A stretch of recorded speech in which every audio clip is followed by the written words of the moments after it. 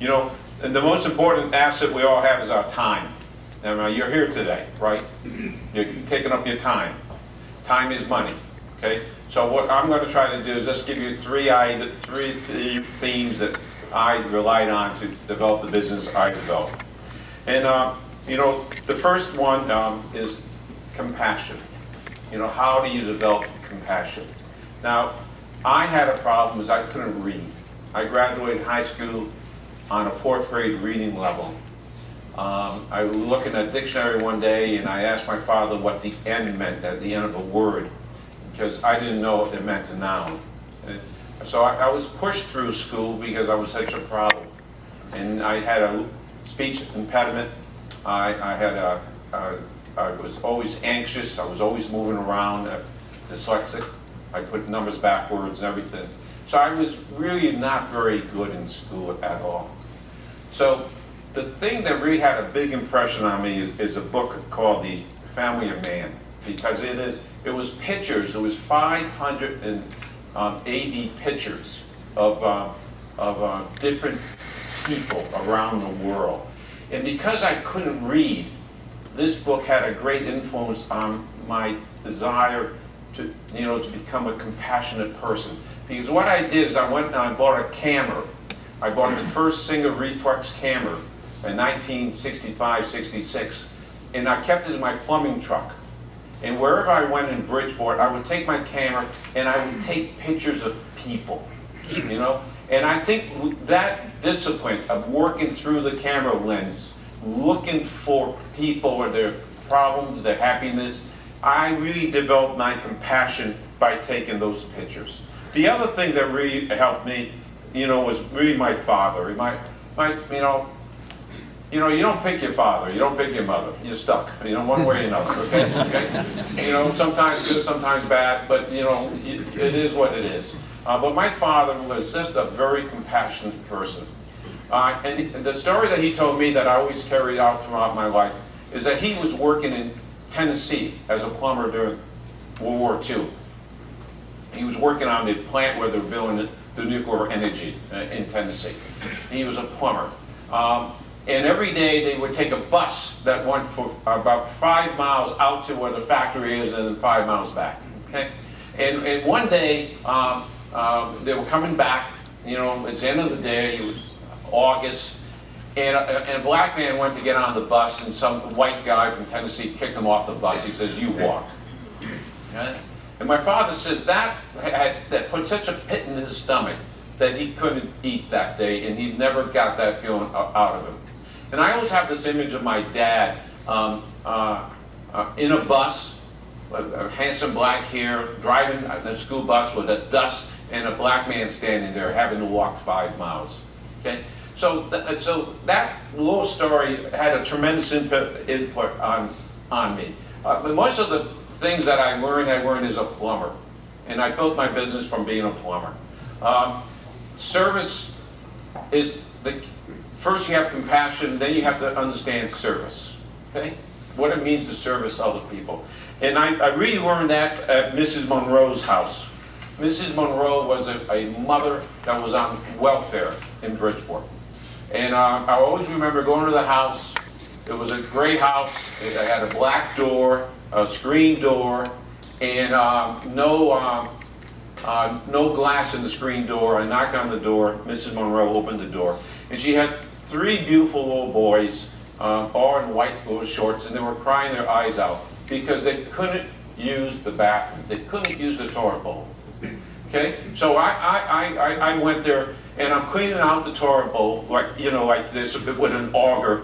And as I'm doing it, Mrs. Monroe is hanging on my arm, saying, "Thank you, Jesus, thank you, Jesus, thank you, Jesus." And I'm looking at her as, you know, but she was so grateful that I would go there and clean out her toilet bowl so her kids can use the bathroom. And I realized at that moment that being of service to others is really the one of the number one callings in building any business.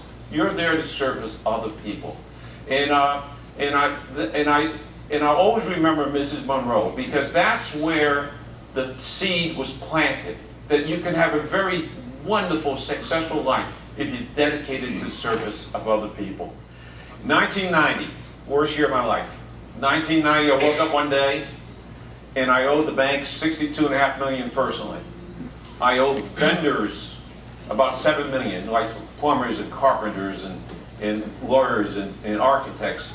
I had 365,000 square feet of empty space. And my real estate, and I was losing $500,000 a month in cash, and my real estate was 50% underwater. In other words, if I owed $10 million on a building, it wasn't worth $5 million. So that's the hole I was in. And I like to say there's only two things that God doesn't know. God doesn't know what Jesuits are thinking or how I got out of that hole in 1990. Also, as a plumber, so we have compassion, we have service, and also as a plumber, I was called out to replace a boiler in East Main Street. And it was an October day, and it used to be a time where what these people used to do is they used to take coal-fired boilers and put an oil burner in it, okay?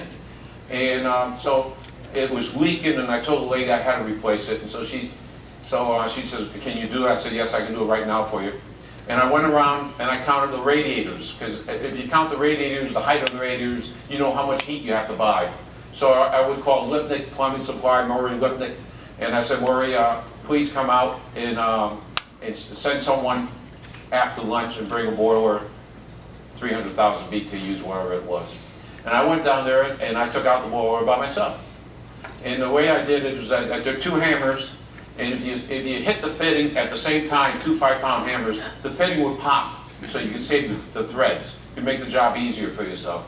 I broke up the whole boiler, got a garbage can, took everything out. There was that much black coal on the boiler. So I got it all done by lunch, and I'm sitting on the steps looking down into the basement. Now you imagine, you know, those doors that open up where you used to walk down into the basement, so you got that image. And I was sitting there, and every day I had the same sandwich. I had 2 peanut butter and jelly sandwiches, an apple, and a thermos of cold water. I mean, I only made $93.50 a week working for my father for 5 years. So I never had, I never had any money when I was growing up. And as I was eating the sandwich, I had to take the wax paper, I had to take it with my teeth and open up the wax, because my hands, I was so black, my hands, I didn't want to touch the food. As I was sitting there, the sweat was just pouring off my face and onto my arms, and you could see the sweat running down like a zebra looking, okay? That's what I looked at. And I looked down into that furnace, into that basement, and I said, I've got to use my imagination. I've got to do something different with my life, okay? I can't do this any longer. Okay? I got to do something different. You know, and that's a key item in a business career, your imagination. You know?